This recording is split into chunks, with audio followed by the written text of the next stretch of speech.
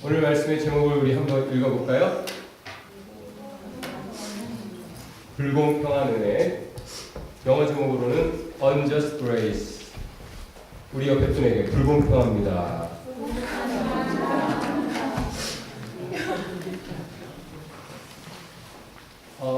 예수님이 말씀하신 내용 중에 그 취업난의 시대에, 지금 같은 그 취업난의 시대에 일용직을 고용하기 위해서 어떤 포도원 주인이 나갔습니다. 브로드웨이에도 보면은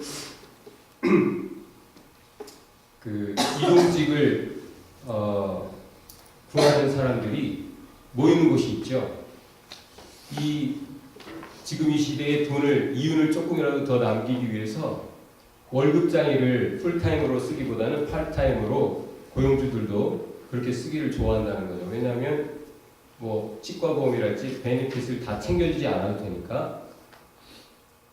그래서 이 포도원 주인이 아침 일찍 나갔지만, 사실은 이 포도원 주인은 자기 자신을 위해서 나간 것이 아니라 일자리가 필요하지만 일자리가 없어서 지금 생계를 걱정하는 사람들을 위해서 사실은 일자리를 주기 위해 나갔던 거죠. 아침 일찍 나가서 자기를 좀 써주시오 하는 사람들, 당신들 우리 포도원에 들어가서 일 좀 하시오. 150불, 일당 150불 주겠어. 괜찮죠 여러분? 일당 150불? 할만해요?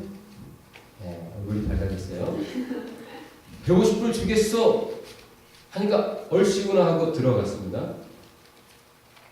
주인이 다시 혹시나 하고 9시에, 오전 9시에 나와봤어요.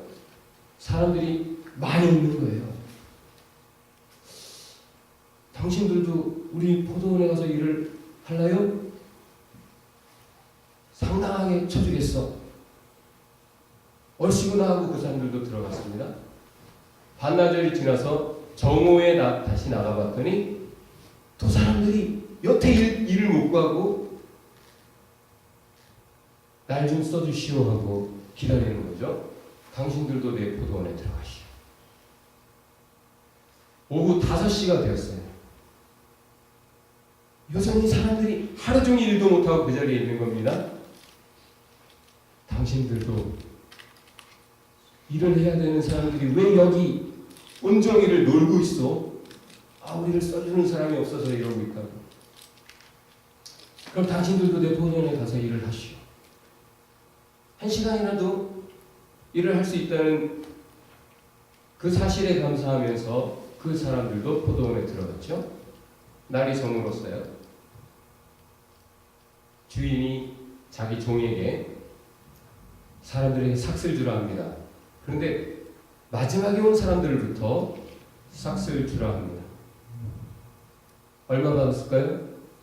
마지막에 온 사람들 150불을 받았어요.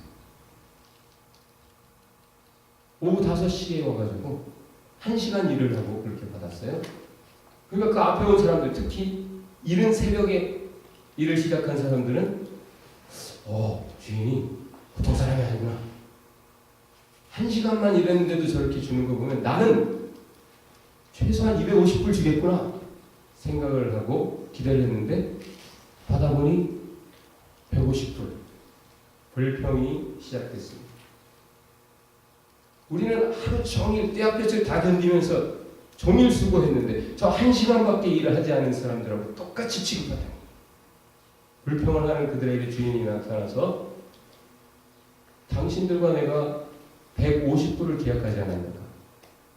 약속대로 내가 당신들에게 주었지 않았는가?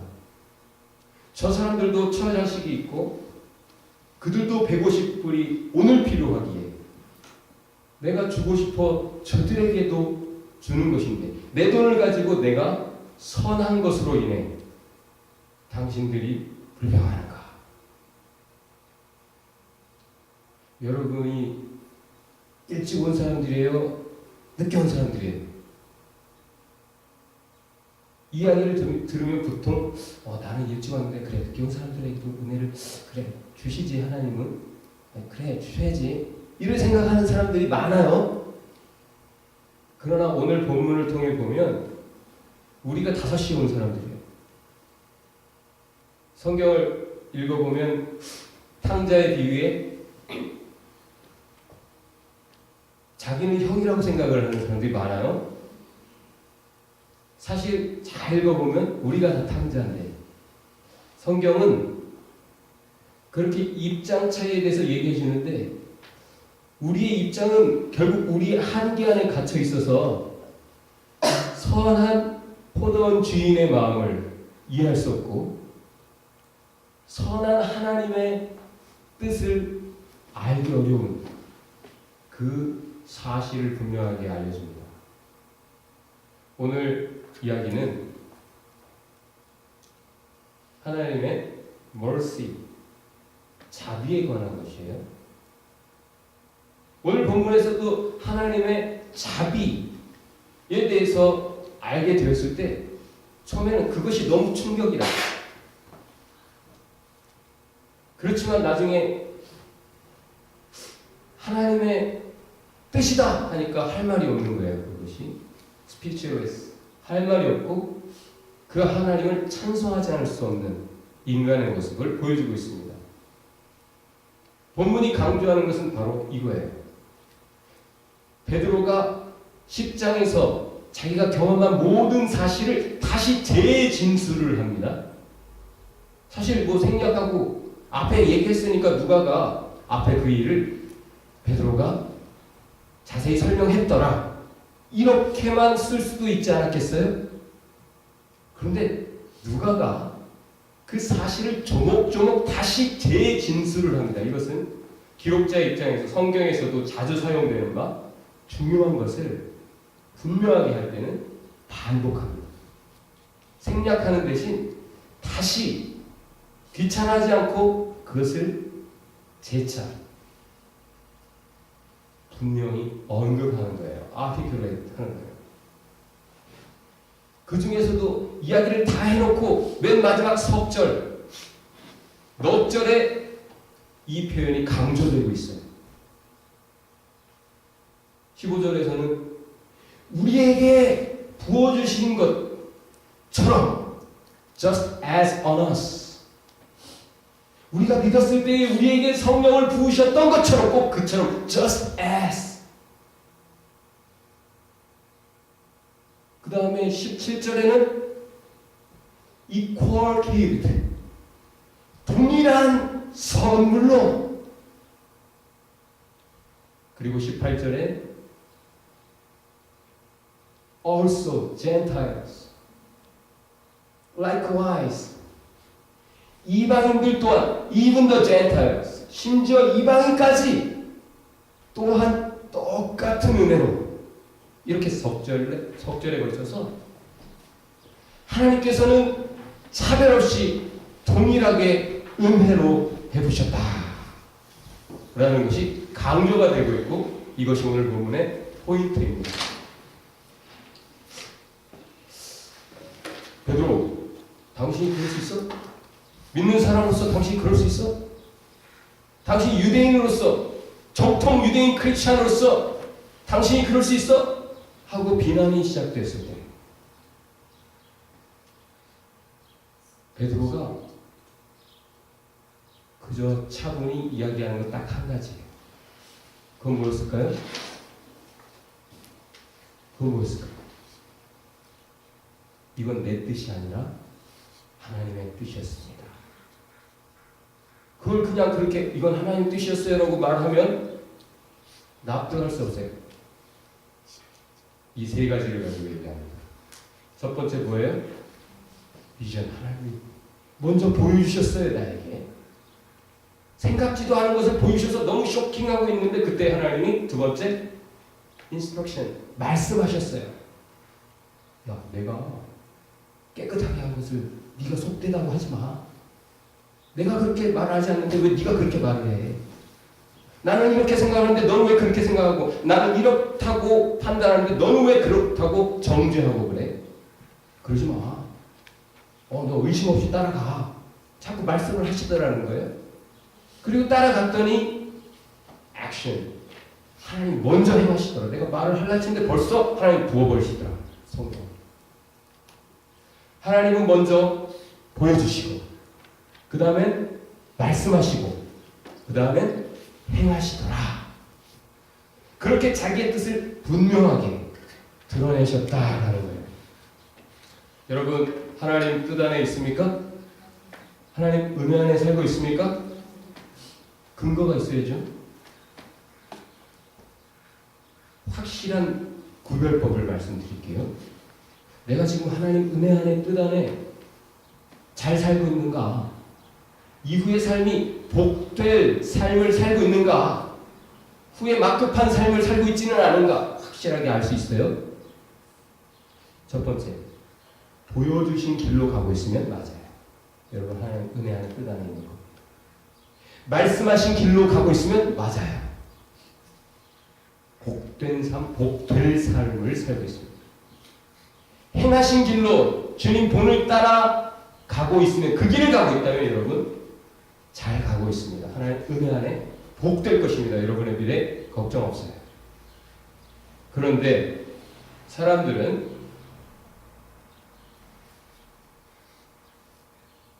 하나님이 보여주신 길에 대해서 말만 하고 있어요. 많은 사람이, 많은 크리스찬들이 하나님이 말씀하신 길에 대해서 말만 하고 있어요. 하나님이 먼저 행하시고 가신 길을 말하고 있어요. 그리고는 자기들이 신앙이 좋다고 생각하고, 그렇기 때문에 자기들은 복될 것이라고 생각하고 착각하고 있어요. 그런 사람들에 대해서 예수님이 이렇게 말씀하세요. 다 같이 따라해 봅시다. 나와 함께 아니하는 자, 나를 반대하는 자요. 나와 함께 모으지 아니하는 자, 흩어놓는 자다. 예수님이 하시는 것에 대해서, 예수님이 보여주시는 것에 대해서, 예수님이 말씀하시는 것에 대해서 따를 생각을 하지 않고 말만 하는 사람들이 있었어요. 왈가왈부. 그때 예수님이 하신 말씀, 나와 함께 아니하는 자, 나를 반대하는 자, 나와 함께 모으지 않는 자, 흩어버리는 자다. 말만 하고 따르지 않는 자, 그들은 하나님의 적대자들이라 예수님이 말씀하십니다. 오늘 베드로가 하나님이 그렇게 보여주셨고, 그렇게 말씀하셨고, 그렇게 앞서 행하시는데 내가 어찌 따르지 않을 수 있겠습니까? 내가 어찌 하나님을 적대, 거역할 수 있었겠습니까? 라고 말을 하는 거예요. 그러니 할 말이 없어요. Following. 잘 따라가고 있습니까, 여러분? 혹시 생각만 하면서, 혹은 말만 하면서, 혹은 지식을 축적하면서 자기가 신앙이 좋은 것으로 착각하고 있지는 않는지, 우리 옆에 분에게 한번 질문해 봅시다. Are you following?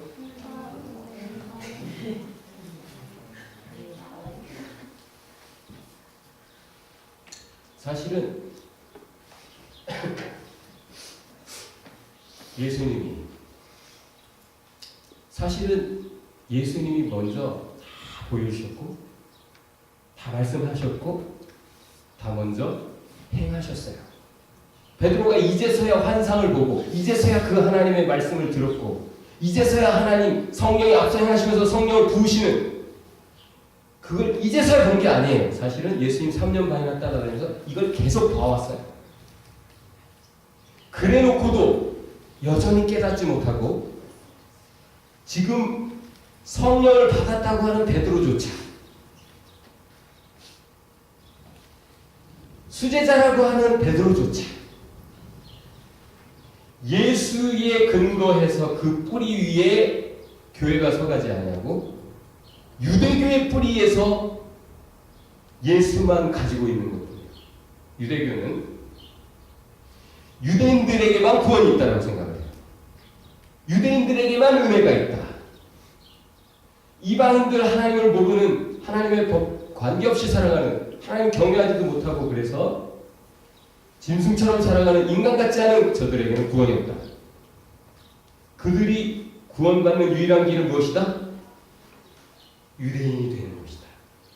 할례를 받든지, 최소한 세례를 받고 율법을 다 지켜 행하며 의로워질 때만 구원을 받을 수 있다. 이렇게 생각을 했어요. 좀 더 쉽게 말해볼까요? 여러분, 세상이 각박해져 가고 있죠? 성경이 예수님이 예언하신 대로 다 같이 해봅시다. 사랑이 식으리라. 말세 현상, 사랑이 식으리라. 지금 살만하죠? 그러니까 아직까지 여기 캐나다 정부가 웬만한 사람은 다 무상 의료 혜택을 다 주고 있어요. 그렇죠? 근데 각박해진다. 사랑이 식는다. 있을 법한 얘기예요. 정말 캐나다 경제가 어려워지면 아무나 다 의료 혜택을 줄 수가 없겠죠. 그때는 시민권 이상, 영주권 아니에요. 시민권자 이상만 병원 의료 혜택을 받을 수 있다. 이렇게 할 수 있어요. 그것이 아닌 경우에는 법을 한 번이라도 저지르지 않은 자, 예를 들어서 무임승차 한 번도 안 해본 사람 다 걸리죠? 혹은 제이워크 한 번도 안 해본 사람, 무단횡단 안 해본 사람 다 걸리죠? 그렇게 엄격하게 선을 긋는 이유는 뭐예요? 수혜자들을 축소시키겠다는 거죠. 유대인들은 자기들만의 특권 의식으로 나머지를 다 배제하면서 저들에게는 은혜가 없고 우리에게만 있어야 돼. 그런 욕심이 있었는데 그것이 베드로에게 있었죠. 성령을 받은 베드로에게 있었죠. 아니, 예수님을 3년 반이나 따라다니면서 직접 예수님의 말씀을 들었고 예수님의 행하심을 보았고 예수님이 보여주신 모든 것을 다 봤음에도 불구하고 예수님이 어떻게 하셨어요? 유대인들이 그렇게 혐오하고 경원시하는 이방인들을 차별 없이 상대하시죠. 문둥병 환자, 그들을 율법에서 그 말은 터치, 그들에게 가장 필요한 게 터치라고 했죠. 불가촉 천민으로 죄인 취급받는 그들, 그래서 사람의 손이 그리운 그들에게 예수님은 율법을 뛰어넘는 사람으로 그들에게 필요한 터치하시면서까지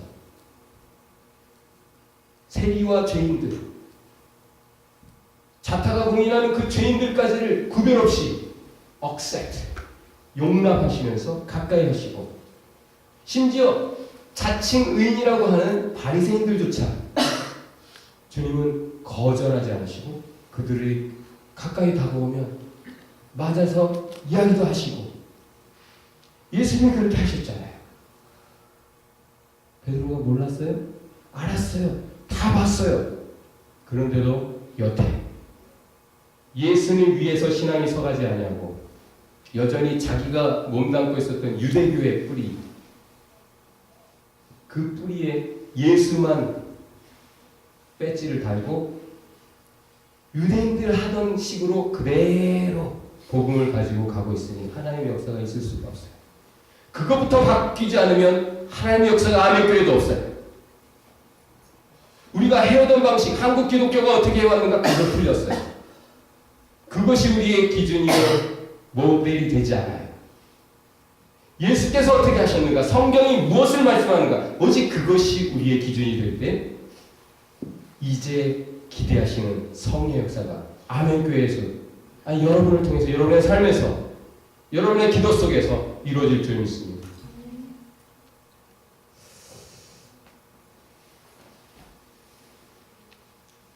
여러분, 은혜가 좋아요? 은혜가 싫다는 분들 많이 있어요. 은혜라는 게 뭡니까?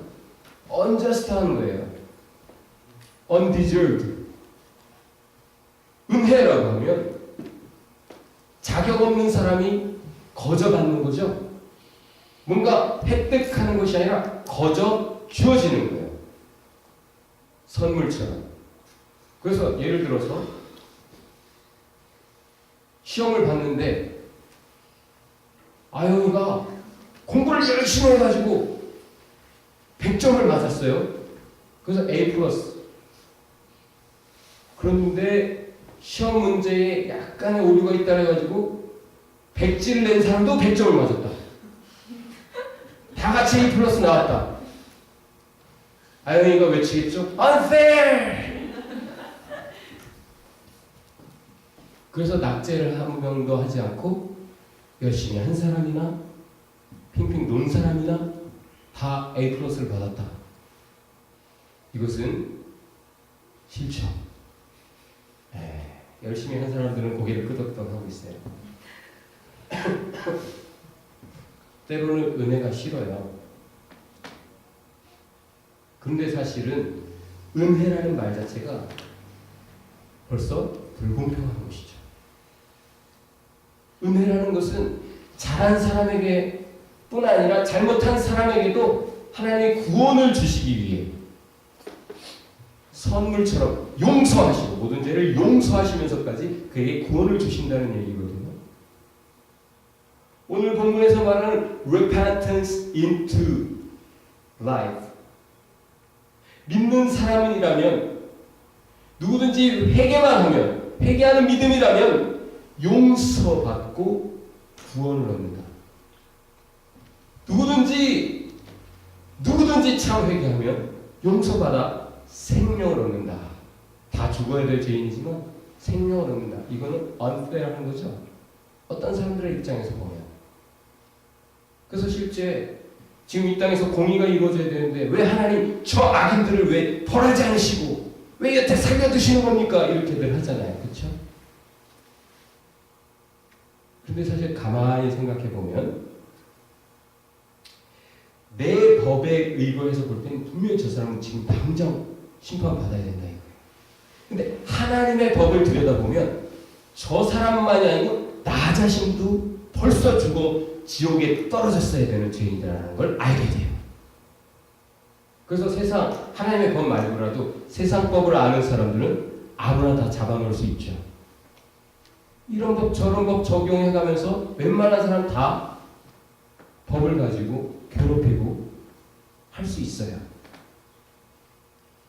사실 법을 알면 알수록 법대로 하자는 말을 못해요. 법대로 하면 다 죽어요. 법대로 하면 천국 갈 사람이 없어요. 법대로 하면 구원받을 사람이 없어요. 법대로 하면 다 죽음이라. 주님이 모두를 살리시기 위해, 살 기회를 주시기 위해 법을 바꾸셨어요. 율법이 아니라 이제 은혜의 법, 믿음의 법으로. 그래서 사실 은혜를 알게 되면 우리는 겸손해져요. 그리고 분노하기보다는 감사하게 되죠. 그리고 오늘 본문에 등장하는 사람들처럼 하나님의 은혜 그 자체를 찬송하게 되는 겁니다. 여러분, 복음은 뭐예요? 한마디로 은혜예요. 은혜라는 말은 한마디로 뭐예요? 기프트, 선물이에요. 어떤 어머니가 아이를 낳았는데, 딸을 낳았는데 장애아예요. 지능은 문제가 없는데 육신이 혼자 설 수도 없어요. 이제 이 아이가 학교를 다니기 시작하면서 엄마가 얘를 계속 업고 다니게 생겼어요. 취하가동 이제 초등학교 입학하는 그때에 먼저 담임선생님을 찾아뵙고 양해를 구해야겠다 생각하고 교무실 가서 몇 학년 몇 반 담임선생님 좀 뵈려고 왔습니다. 접니다. 예, 저는 아무개의 엄마입니다. 아이가 육신이 이러이러하여 제가 아이를 업고 다녀야 될 것 같습니다. 그때 선생님이 하나님이 제게 맡겨주신 선물 같은 아이니 제가 열심히 가르쳐보겠습니다. 이 말에 엄마가 깜짝 놀랐어요. 자기는 이 아이가 내 업보라, 내 전생에 무슨 죄가 있어가지고 이 짐 같은 이런 아이를 갖게 되었나 인생이 한탄스럽고 그러했다는 거죠. 그런데 이 선생님이 남인데 그 아이를 바라보는 눈이 너무나 다르잖아요. 선물같이 맡겨진 이 아이를 제가 열심히 가르쳐보겠습니다. 이 말에 너무 감동했어요. 그렇지 않으면 저렇게 다르다. 그래서 교회를 다니기 시작하고 아이와 함께 그 아이가 석사까지 마치고 박사학위 이제 들어갔다고 그러죠. 그리고 평생의 멘토로 그 선생님이 그 아이와 계속되는 특별한 관계를 가지게 된 이유가 무엇입니까? 똑같은 것을 바라볼 때 오히려 엄마는 이건 내 짐이다, 업보다라고 생각을 했는데 똑같은 아이를 바라보는 남인 선생님이 오히려 하나님의 특별하게 맡겨주신 선물이다. 여러분, 우리가 경험하는 모든 것은 다 하나님 뜻 가운데 주어졌습니다. 그렇습니까? 그렇다면 하나님이 아버지라고 믿는 사람은 여러분 골탕 먹으라고 일부러 짐 같은 거 여러분 괴로우라고 특별하게 허락하신 고난이 있을 리 만무하다는 걸 알 거예요. 모든 것은 하나님이 사랑하시는 우리 아버지께서 주신 것이라면 모든 것은 다 우리의 유익을 위해서 특별한 사랑의 뜻 안에서 주어진 것이다. 하나님 특별하게 맡기신 선물로 믿으시기 바랍니다. 선물로 맡기신 거예요.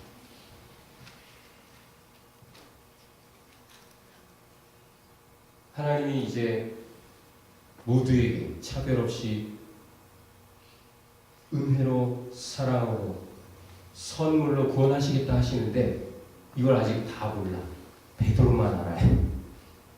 그리고 모르는 사람들이 오히려 아는 베드로에게 비판하고 있는 거예요. 정죄하면서 네가 그럴 수 있어 하면서 그때 베드로가 여러분 같으면 어떻게 하겠어요? 이것들이 알지도 못하고 까불고 있어요. 내가 누구야? 내가 수제자냐 수제자 하면서 이렇게 거기 너 있었어? 변화산에 나밖에 없었어? 그러면서 니들이 나한테 그럴 자격이 있어? 막 이러면서 그럴 수 있겠죠?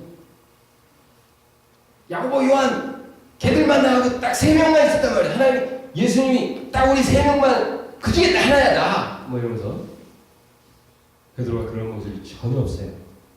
왜? 자기도 몰랐어요. 방금 전까지 몰랐어.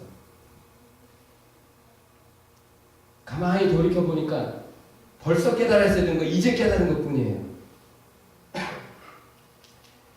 이거 자체가 먼저 하나님 나를 깨우치시는 것이 은혜죠. 예수님을 모른다고 부인했던 나인데도 오히려 나에게 먼저 깨우쳐 주셨고 나를 버리지 않으시고 포기하지 않으시고 나에게 여전한 사랑으로 이렇게 은혜를 알게 하신 하나님의 사랑을 알 때 은혜를 아는 베드로 대답하는 모습이 은혜로워요. 여러분 그게 아닙니다 하면서 차례대로 한국 사람 뭐 얘기 좀 하다 보면 감정이 와 올라와가지고 본론은 뭐 이거에 대해서 얘기하다가 나중에 자세 가지고 얘기하고 말고 그렇게 해 뭐 말 가지고 얘기하고 그러다가 딴 얘기하다가 막 싸우고 본론 다 어디 가고 그래서 베드로가 감정이 전혀 드러나지 않아요. 모세가 하나님을 알게 될 때 사람이 바뀌었죠. 본래 사람 불의를 보면 못 참는 그래서 욱해가지고 사람 쳐 죽였던 사람이 나중에 하나님 알고 보니까 가짜는 사람들이 덤벼도 그냥 제가 잘못했습니다. 엎드리는 성경이 이렇게 말합니다. 모세는 그 온유함이 지면의 모든 자보다 승하였다. 그 온유하다는 표현은 humble, 겸손하다는 단어예요. 은혜를 아는 사람은 겸손합니다.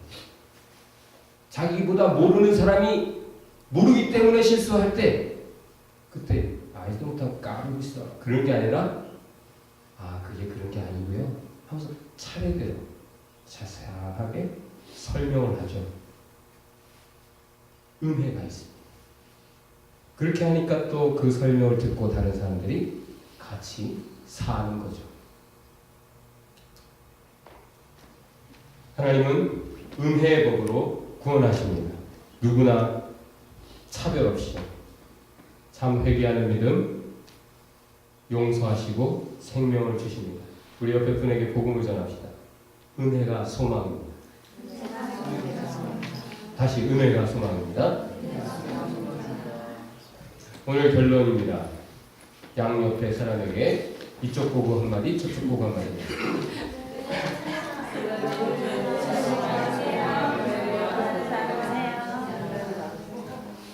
다 같이 손을 잡고 한번 기도하기 전에 서로 이렇게 합시다. 이렇게 인사합시다. 은혜 충만하세요. 은혜 충만하세요. 같이 기도하죠.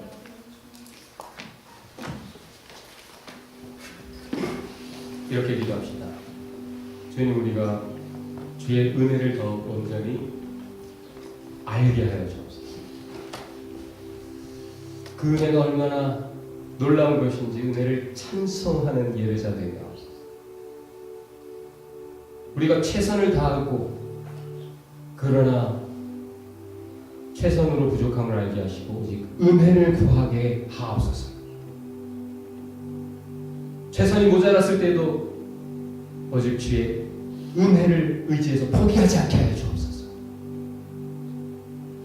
우리가 주의 은혜를 누리며 은혜를 나누게 하옵소서. 은혜 충만한 심령들, 삶들, 교회들이 되게 하여 주옵소서.